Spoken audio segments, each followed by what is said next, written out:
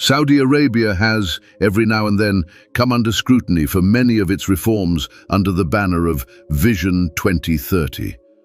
From musical concerts in the cursed lands of Al-Ula to cinema halls near the Holy Land of Mecca, there were many actions of the Saudi government that were met with frowns by the Muslims worldwide.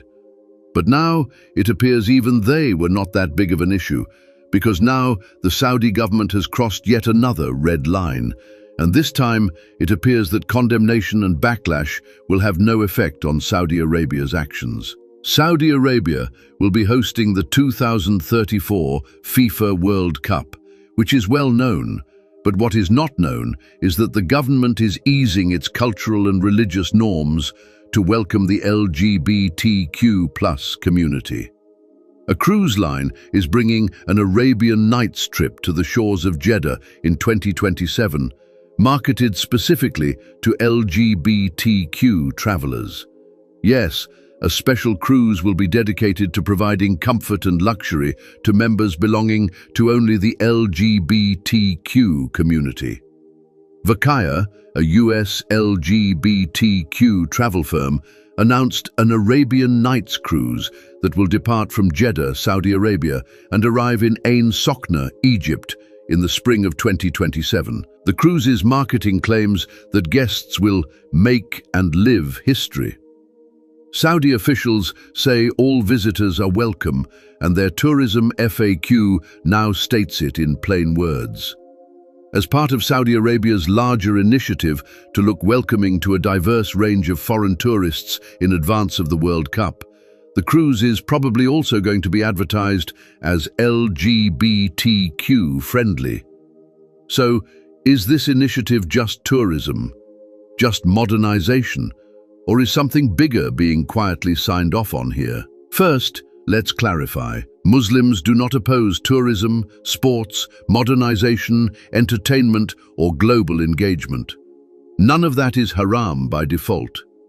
However, there is a boundary, and it does not involve shutting people out. It's about what is invited in, by name, and on purpose. Here's the distinction that actually matters. No human being can look at another person and know their true feelings or private actions. That's between them and Allah. A general policy of everyone is welcome, regardless of an individual's private identity, is not the issue. But that is not what's happening here. A cruise line is naming its target audience. The cruise ship Vakaya is known for its LGBTQ-focused stance. Officials confirming it publicly. That's not neutral hospitality anymore. That's endorsement. That's a nation opening its shores specifically to a sin, by name, on a marketing banner. And Allah has already told us what happened to a nation that did exactly that, openly, proudly, without shame. There is no need to repeat that homosexuality is a sin in Islam. There is no need to even remind the audience what happened to the people of Lut, alayhi salam, when they continued being involved in this sin without any shame. Their nation was destroyed, not for a private matter kept behind closed doors, but for a sin made public, normalized, and eventually celebrated as identity. The question is the Saudi government so naive that it is unaware of this prohibition of Islam? Saudi officials can welcome whoever they want.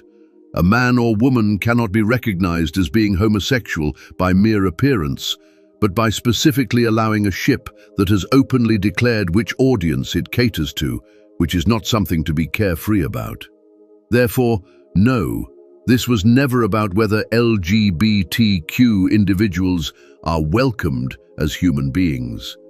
The issue is a government reserving a cruise itinerary, marketing Arabian Nights, and confirming it by name.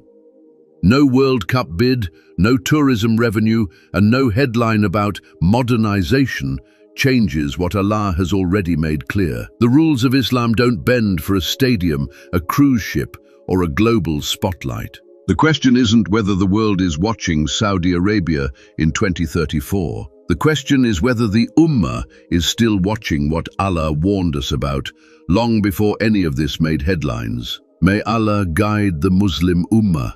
May Allah protect us and our kids from this fitna. Ameen.